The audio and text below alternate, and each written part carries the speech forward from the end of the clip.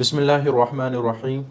अस्सलामु अलैकुम dear student. आज का जो हमारा टॉपिक है उसमें हमने रेस्पिरेटरी डिसऑर्डर को डिस्कस करना है। रेस्पिरेटरी डिसऑर्डर से क्या मुराद है कि अगर रेस्पिरेशन के अंदर हमारे सांस लेने के अंदर अगर कोई प्रॉब्लम आ जाती है तो उसको हम कहते हैं respiratory disorder. Respiratory disorder produce कैसे होती है, उनका सबसे बड़ा काज क्या है कि हमारे जो रेस्पिरेटरी सिस्टम के इंटरनल स्ट्रक्चर्स हैं, अगर उन तक कोई ऐसी चीज़ पहुंच जाए जो उनके सेल्स को नुकसान पहुंचा दे तो उसे रेस्पिरेटरी ऑर्डर्स प्रोड्यूस होते हैं। अब वो क्या चीज़ हो सकती है, जब हवा अंदर जाती है और वो हवा ऐसी हो जिसके अंदर काफ़ी सारा धुआं हो। अब धुआं जो है उसके अंदर काफ़ी सारे ऐसे कंपाउंड होते हैं जैसे लेड वगैरह जो हमारे सेल्स के लिए नुकसानदेह होते हैं। इसी तरह काफ़ी सारे पॉल्यूटेंट्स या पैथोजेंस, तो जैसे आजकल बड़ी मशहूर वबा चली कोरोना वायरस, तो वो हवा के ज़रिए से अंदर दाखिल हो सकता है। तो ये सारी चीज़ें ऐसी हैं जो हमारी जो इनसाइड लाइनिंग के अंदर की जो स्ट्रक्चर की दीवारें हैं उनको ख़राब कर सकती है। अगर वो स्ट्रक्चर ख़राब हो जाए तो उससे क्या होगा, रेस्पिरेटरी डिसऑर्डर होगा। अब रेस्पिरेटरी डिसऑर्डर है, उसकी मुख्तलिफ टाइप्स हैं। जो सबसे ज़्यादा ख़तरनाक है वो कैंसर है, जिसका नाम सुनते ही इंसान एक दफ़ा खौफ से कांप उठता है कि उसको कैंसर हो गया है। तो अल्लाह ताला हमारी हिफाजत करे, ये बहुत ही ख़तरनाक किस्म की बीमारी है। तो इसके थोड़ा सा हमने कॉन्सेप्ट को समझना है कि कैंसर में हो क्या रहा है। जब भी हम कैंसर को डिफ़ाइन करते हैं, बल्कि डिफ़ाइन करने से पहले जब भी मैंने आज तक स्टूडेंट से पूछा है कि व्हाट इज़ कैंसर, तो फ़ौरन जवाब देते हैं unlimited growth of cell is called cancer. ये डेफिनेशन बिल्कुल गलत है। कैंसर है क्या, पहले कैंसर को समझने से पहले जो अभी मैंने डेफिनेशन की है अनलिमिटेड ग्रोथ ऑफ सेल, ये ट्यूमर कहलाती है। अनलिमिटेड ग्रोथ ऑफ सेल्स, ये ट्यूमर कहलाती है। इसको हम क्या कहते हैं, ट्यूमर।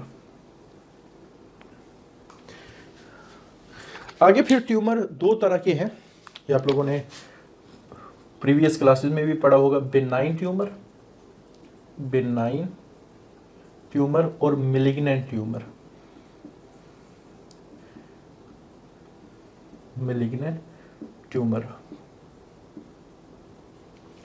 अच्छा, जो बेनाइन ट्यूमर है ये लोकलाइज्ड होते हैं। उसकी वजह क्या है, जैसे मैं कहता हूँ कि ये हमारे पास एक स्ट्रक्चर है तो इसमें सेल अनलिमिटेडली ग्रो कर रहे हैं। अनलिमिटेड ग्रोथ से क्या मुराद है कि सेल, क्योंकि हमारे जो बॉडी है इसमें कंट्रोल सिस्टम लगे हुए हैं। सेल ने कब पैदा होना है कब मरना है ये हमारे कंट्रोल सिस्टम डिसाइड करते हैं। अब होता क्या है कि बाज़ दफ़ा कंट्रोल सिस्टम के अंदर प्रॉब्लम आ रहा होता है कि जो बर्थ ऑफ सेल वो रैपिड हो जाती है, या फिर जो डेथ ऑफ सेल्स है वो प्रॉपरली नहीं हो रही थी। यानी कोई भी ऐसा काम अगर बॉडी में हो जाए जिससे नंबर ऑफ सेल्स में इजाफा हो रहा हो तो उसकी वजह से क्या बनना शुरू हो जाते हैं, ट्यूमर्स। सपोज मैं कहता हूँ कि ये एक स्ट्रक्चर है, इसके सेल तेज़ी से ग्रो करना शुरू हो गए, लेकिन ये किसी एक छोटी सी थैली के अंदर बंद हो, किसी मेम्ब्रेन के अंदर बंद हो, जिसकी वजह से बहुत ज़्यादा बॉडी के अंदर ना फैल सकते हो, तो ऐसे ट्यूमर को हम कहते हैं लोकलाइज्ड ट्यूमर।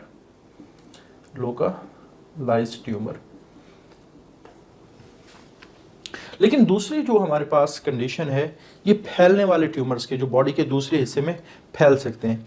अब फैलने के लिए अब दो टर्म हम इस्तेमाल करते हैं। जैसे फॉर एग्जांपल ये एक स्ट्रक्चर है, यहाँ ये सेल प्रोड्यूस हो रहे हैं और इर्द गिर्द फैल रहे हैं ऐसे। तो ये जो इर्द गिर्द इनका फैलना है इसको हम कहते हैं इन्वेजन्स। नाम से था, इन्वेजन का मतलब है हमला करना। तो ऐसे लगता है कि यहाँ के जो सेल हैं जिस्म के इस हिस्से के सेल ने साथ वाले हिस्से के सेल पे हमला कर दिया है। अच्छा, उसके बाद बाज़ दफ़ा ये होता है कि ये वाले जो सेल है ये किसी, जैसे मैं कहता हूँ कि जितने भी स्ट्रक्चर हैं उनमें ब्लड वेसल्स तो होती हैं। सपोज मैं कहता हूँ कि एक ब्लड कैपिलरीज यहाँ मौजूद थी, तो कुछ सेल इस ब्लड कैपिलरीज के अंदर जाएंगे और बॉडी के किसी और हिस्से में जा सकते हैं। हो सकता है आप कह सकते हैं ये लंग्स का कैंसर हो, तो हो सकता है ये स्टोमिक में चले जाएं, हो सकता है किडनी में चले जाएं। तो ये जो ब्लड के ज़रिए से फैलाव है इसको हम कहते हैं मेटास्टेसिस।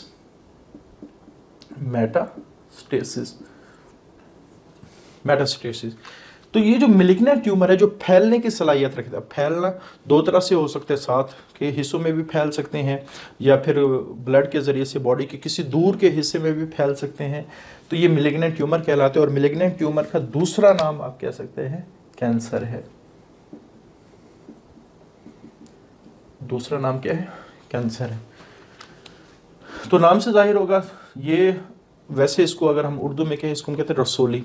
तो जब हम बात करते हैं एक शख्स को रसोली है तो वो इतना घबराता नहीं है, वो समझता है कि रसोली का तो आसानी से इलाज हो जाएगा।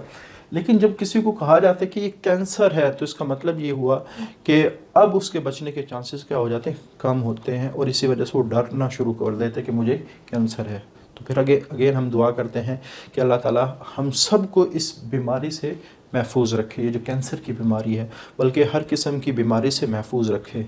और ये जो सेहत की दुआ है ये हम हमेशा अपने लिए ज़रूर मांगा करें, क्योंकि जब तक सेहत नहीं है तो ज़िंदगी की जितनी भी नेमतें हैं वो इंसान उनसे लुत्फ़अंदोज़ नहीं हो सकता। तो अल्लाह के नबी सल्लल्लाहु अलैहि वसल्लम ने ताकीद की है कि सेहत की, अपनी सेहत के लिए कम से कम अल्लाह से मांगा जाए, क्योंकि अल्लाह के इख्तियार में तो सब कुछ है।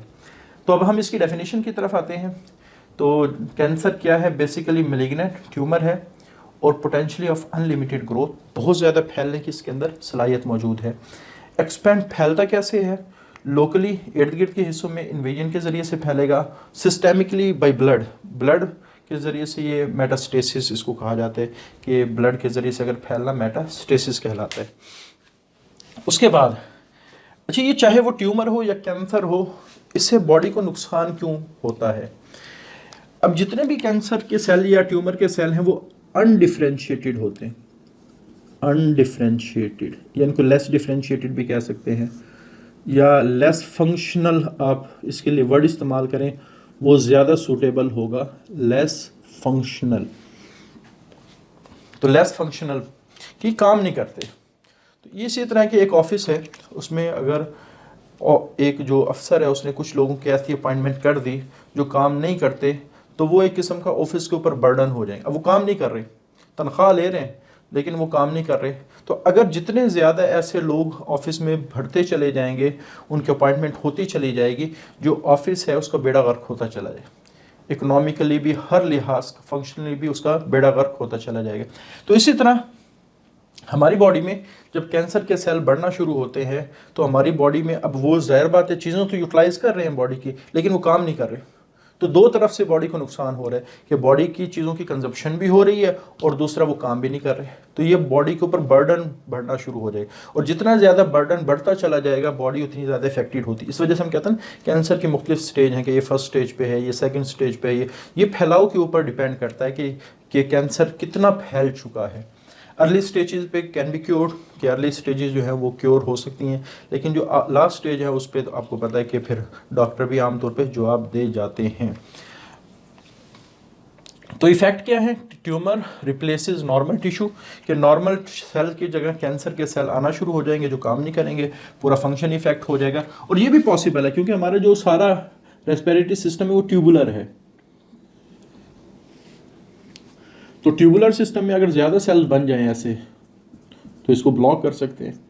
अगर ये ब्लॉक हो गया तो इससे रिलेटेड आगे जितना भी सिस्टम है वो सारा का सारा क्या हो जाएगा? इफेक्टेड हो जाएगा। उसके बाद काज क्या है?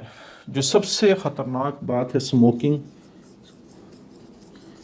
ख़ासतौर पे यंग एडल्ट्स के अंदर it is a potential threat of lung cancer. ये लंग कैंसर का एक बहुत बड़ा काज बनती है। और चांसेस के बारे में कहा जाता है कि वो लोग जो सिगरेट पीते हैं, ये ऐसे एरियाज़ में रहते हैं जहाँ धुआं है, ठीक है, चाहे वो मिलों को हो या गाड़ियों को। ख़ासतौर पे जो शहरी लोग होते हैं वो ज़्यादा इस बीमारी के अंदर मुब्तला होते हैं। तो एक रिसर्च है कि जो कैंसर का चांस है वो 10 गुना उन लोगों में ज़्यादा होता है जो या तो सिगरेट पीते हैं या फिर ऐसी कंडीशन में रहते हैं जहाँ स्मोकी एरियाज़ हो या कंजस्टेड, घुटन वाली, जहाँ आप कह सकते फ्रेश एयर का जो आप कह सकते हैं इंटरचेंज एक्सचेंज ना होता हो, तो उसको हम कहते हैं कंजस्ट, घुटन वाली जगह पे रहते हैं। और ये अंदाज़ा लगाया गया है कि जो 90% लंग कैंसर है वो किसकी वजह से होता है? स्मोकिंग की वजह से होता है। और एक रिसेंट रिसर्च है आपकी बुक के मुताबिक कि जो हमारे पास ये तंबाकू होता है इसमें 10 कंपाउंड ऐसे हैं जो कैंसर काज करते हैं। तो ये सारे अगेन ऑब्जेक्टिव के लिहाज से बहुत ही इंपॉर्टेंट बातें हैं कि वैल्यूज़ जो हैं वो सबसे इंपॉर्टेंट होता है MCQs के हवाले से। अच्छा, उसके बाद अगली जो डिजीज़ है ट्यूबरकुलोसिस। अच्छा, जब भी हम बात करते हैं इसको शॉर्टली हम कहते हैं ये TB है, ट्यूबरकुलोसिस। इसको या उर्दू में इसको हम कहते हैं तपेदिक।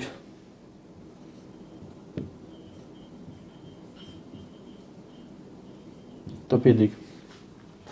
अच्छा, जो ही हम TB की बात करते हैं फ़ौरन जहन में आता है कि उसको खांसी होती होगी, उसको बुखार होता होगा। लेकिन यहाँ एक बहुत बड़ा कॉन्सेप्ट आप लोगों ने क्लियर करना है कि ट्यूबरकुलोसिस हर उस बीमारी का नाम है जिसको ये वाला जो ग्रुप है माइकोबैक्टीरियम ट्यूबरकुलोसिस वाला बैक्टीरिया का जो ग्रुप है वो काज करता है हर उस बीमारी को।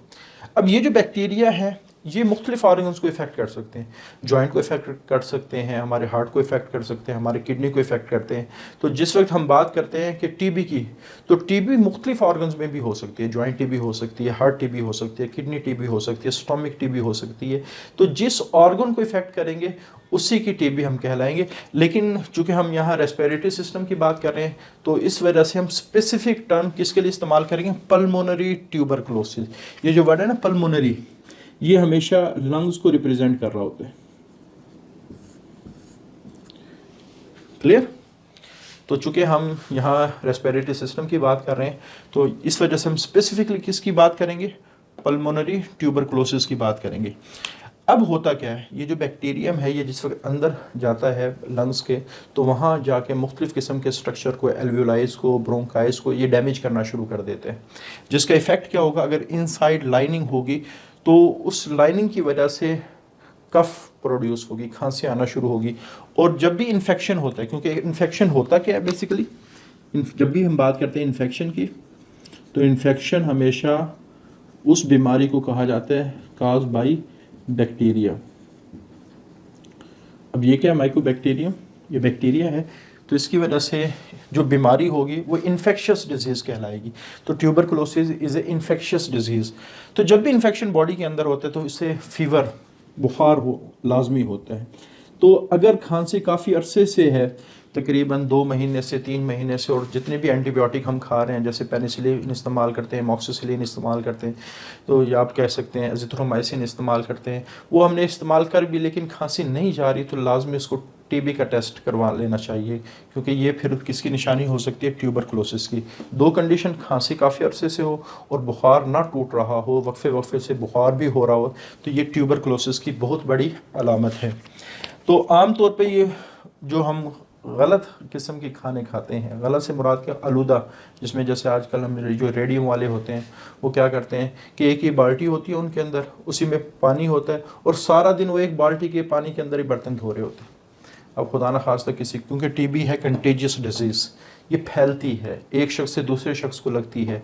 तो अगर हम सपोज एक शख्स जिसको TB है वो उस बर्तन में खाना खा के गया, अब उसने उस पानी के अंदर उसको धोना शुरू कर दिया, अब वो तो सारा पानी पॉल्यूटेड हो गया, गंदा हो गया। अब अगर आप उसमें बर्तन धो रहे हैं तो इसका मतलब बर्तन भी सारे ख़राब हो जाते हैं। या पुअर लिविंग कंडीशन के, साफ़ सुथरी जगह ना हो। लेकिन ये जो सारी चीज़ें हैं, मेल न्यूट्रिशन के, साफ़ सुथरा खाना ना खाना, पुअर कंडीशन में रहना, ये माइकोबैक्टीरियम को ग्रो करने में हेल्प करते हैं। तो ज़ाहिर बात है जो आम जो लोग होते हैं, गरीब लोग होते हैं, उनके लिए बहुत हाइजीनिक खाने को अफोर्ड करना पॉसिबल नहीं है। वो किसी बड़े रेस्टोरेंट में तो जाके नहीं खा सकते, उन्होंने बेचारों ने रेडी वालों। लेकिन यहाँ भी मैं एक अल्लाह ताला के एक बहुत बड़े निज़ाम की बात करना चाहूँगा कि अल्लाह ताला ने जो गरीब लोग होते हैं उनके अंदर इम्यूनिटी इतनी ज़्यादा डेवलप की होती है कि वो ये जो छोटे मोटी बीमारी है उनको लगती नहीं। बहुत कम केस आपने देखा होगा, ज़्यादातर जो बीमारी वो अमीर लोगों को लगती है। तो जितना इंसान की जो बॉडी है मजबूत होगी, उसकी बीमारी लगने के चांसेस भी क्या ज़्यादा कम होंगे। क्योरेबल, ये बीमारी ऐसी है जिसका इलाज किया जा सकता है। अभी जैसे मैंने बात नहीं की कि जो पेनिसिलिन है या एमॉक्सिसिलिन है, ये ऐसी, या आप कह सकते हैं एजिथ्रोमाइसिन है, ये ऐसी एंटीबायोटिक हैं जिनकी वजह से TB का इलाज कभी नहीं हो सकता। वजह क्या है, जो बैक्टीरियल सेल है, ये सारी जो चीज़ें हैं जो मैंने अभी नाम गिनवाए हैं, ये सेल वॉल को तोड़ के बैक्टीरिया को मारती हैं। और जो माइकोबैक्टीरियम है इसमें तो सेल वॉल होती नहीं, और इसके बारे में कहा जाता है it is the smallest bacteria. ये स्मॉलेस्ट बैक्टीरिया का ग्रुप है। तो इस वजह से इसके लिए स्पेशल हम एंटीबायोटिक इस्तेमाल करते हैं जो सेल वॉल नहीं बल्कि सेल के अंदर के स्ट्रक्चर को तोड़ के।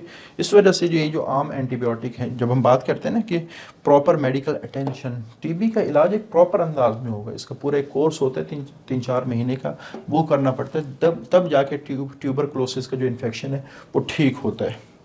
तो ये आज हमने 2 डिजीज़ को डिस्कस किए हैं, कैंसर और ट्यूबरक्लोसिस। तो आमतौर पे जो शॉर्ट क्वेश्चंस हैं वो ये ज़्यादा अहम है। इसमें से जो MCQs हैं वो इसमें से ज़्यादा बन सकते हैं क्योंकि ये थोड़ा लेंथी हो जाता है। बाज़ दफ़ा आ सकता है शॉर्ट क्वेश्चन, लेकिन इसके चांसेस क्या है, थोड़े से ज़्यादा होते हैं।